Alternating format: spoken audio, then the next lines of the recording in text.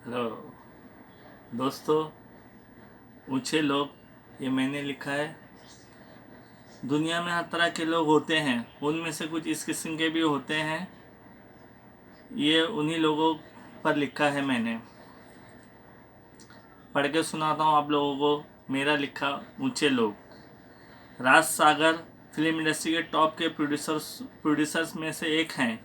कहा जाता है कि वो फिल्म के बजट पर खास नज़र रखते थे।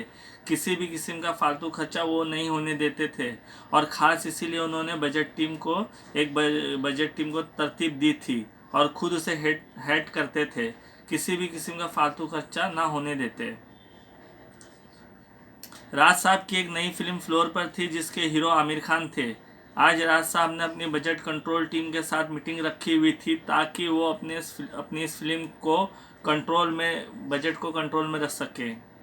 हर कोई इस बात को जान ले कि इस फिल्म के दौरान कोई भी फालतू खर्चा नहीं होना चाहिए। राज साहब ने मीटिंग हॉल में तमाम स्टाफ को मुखातिब करते हुए कहा, यस सर। एक साथ कई लोगों ने जोर से कहा। बाकी तमाम लोग भी अपनी गर्दन को हिला रहे थे। एक और बात, मेरी इजाज़त के बगैर किसी भी किस्म के खर्चे की अप्रूवल नहीं होनी चाहिए। जी सर। फिर से कई आवाज़ों ने हाँ में जवाब दिया और कई गर्दनों ने हिलकर इसमें अपनी हाँ मिलाई। सर, आपकी इजाज़त हो तो एक बात पूछूं, आसिफ ने राज साहब से कहा, जो कि इस टीम का इंचार्ज था। कहो सर। फिल्म के हीरो आमिर खान हैं और आप जैसा कि जानते हैं कि वो बहुत ही गहराई के साथ फिल्म में घुस जाते हैं। ऐसे में अगर उन्होंने हमारी लाखों की लागत वाले सेट को चेंज करने के लिए कहा तो फिर? बेवकूफ़ इंसान, अगर आमिर ने कभी ऐसा कहा तो तुम सेट चेंज कर देना। वो आमिर है, उसके कहे मुताबिक चलना समझदारी होगी, फजूल खर्ची नहीं। Okay sir. अब मुझे इजाज़त दो, वरना मेरी आज की दुबई की फ़्लाइट मिस हो जाएगी। राज साहब अपनी जगह पर से खड़े होते हुए बोले। उनके साथ अब तमाम लोग भी खड़े हो चुके थे। मीटिंग ख़त्म हो गई। राज साहब मीटिंग हॉल के बाहर निकले। बाहर ही एक स्पॉट बॉय खड़ा उनका इंतज़ार कर रहा था। सर, मुझे आपसे एक बात करनी है, स्पॉट बॉय गिड़गिड़ाया। कहो जल्दी से, राज साहब ने अपनी कलाई की घड़ी पर नजर डालते हुए कहा। सर, असिस्टेंट डायरेक्टर ने मुझे आपके पास भेजा है। स्पॉट बॉय फिर गया। वो राज साहब से बात करने में घबरा रहा था। उसके हाथ में एक कागज़ की चीट थी। बको भी जल्दी से। साहब, असिस्टेंट डायरेक्टर ने कहा है कि लाइटमैन से एक प्लास्टिक की कुर्सी टूट गई है, इस वास्ते एक नई कुर्सी खरीदनी है। उसने चिट राज साहब को दिखाते हुए कहा। यह क्या बकवास है, कुर्सी कैसे टूट गई? राज साहब ने चिट राज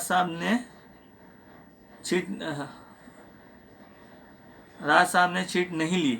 उसके हाथ से चीट नहीं ली। सर, शायद लाइटमैन उसके ऊपर खड़े होकर लाइट बांध रहा था, पर कुर्सी का तो उसे ख्याल रखना चाहिए था। यह सरासर उसी की लापरवाही है, राज साहब ने स्पॉट बॉय को डांटते हुए कहा।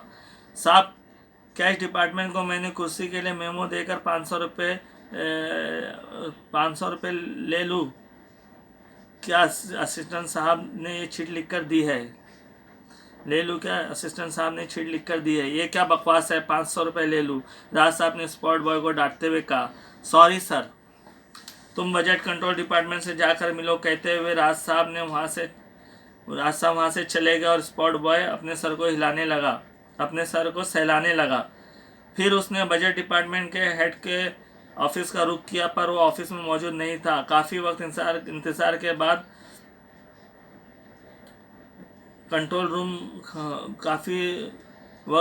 के बाद कंट्रोल डिपार्टमेंट का हेड ऑफिसर आसिफ आया।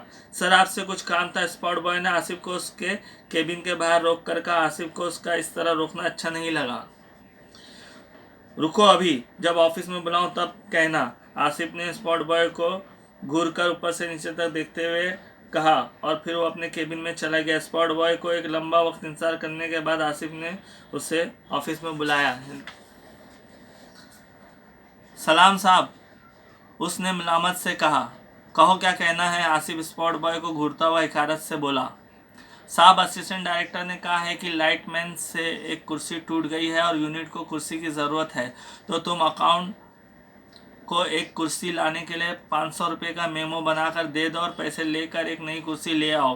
पर अकाउंट वालों ने पैसा देने के बजाय मुझे राज साहब से मिलने के लिए कहा और राज साहब ने आपसे।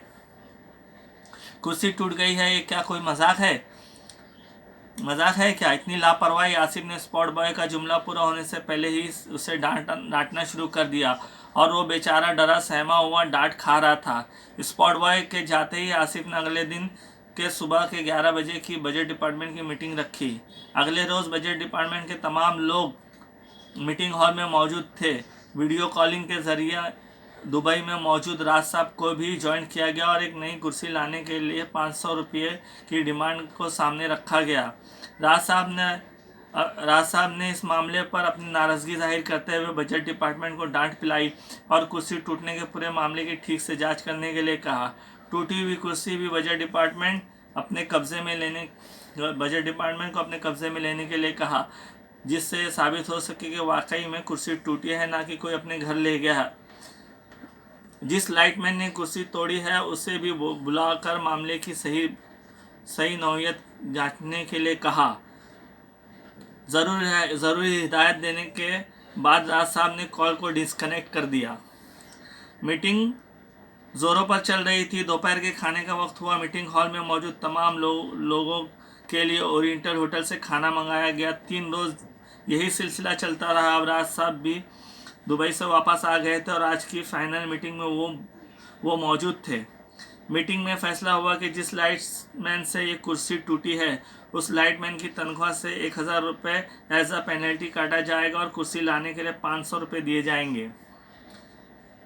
फाइनल डिसीजन के बाद राज साहब बजट कंट्रोल डिपार्टमेंट के साथ राहत से कॉफ़ी पी रहे थे।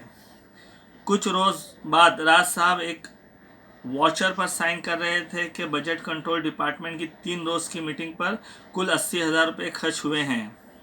तो ये ऐसे भी लोग होते हैं और इन्हीं पे मैंने एक बस छोटा सा आप समझेंगे तो शायद पसंद करेंगे।